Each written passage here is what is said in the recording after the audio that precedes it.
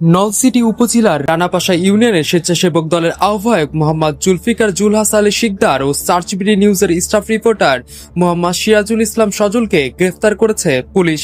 ঘটনাটি ঘটেছে গত ২৭ আগস্ট রাত ১০টার দিকে।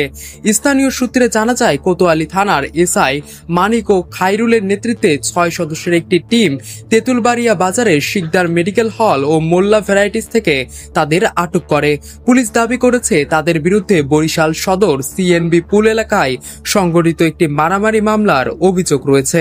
এ ঘটনায় বাজারের ব্যবসায়ীরা আতঙ্কিত হয়ে পড়েন। পরবর্তীতে সামাজিক যোগাযোগ মাধ্যমে বিভিন্ন রাজনৈতিক ও সামাজিক ব্যক্তিত্ব গ্রেফতারের নিন্দা জানিয়ে তীব্র প্রতিবাদ করেন। এরপর ওই মামলায় ১১ জনকে আসামি করা হয়, যাদের ঠিকানা রূপাতলী হাউজিং এ দেখানো হলেও স্থানীয়দের দাবি অনুযায়ী তাদের কেউই সেখানে বসবাস করেন না। অভিযুক্তদের সবাই রানাপাশা ইউনিয়নের স্থায়ী বাসিন্দা।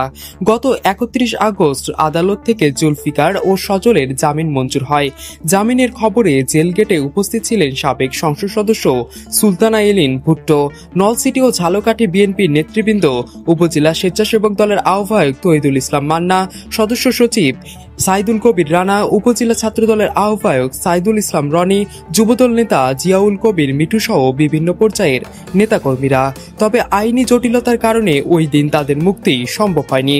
অবশেষে সোমবার সকালে আনুষ্ঠানিকভাবে তারা জেল থেকে বের হন।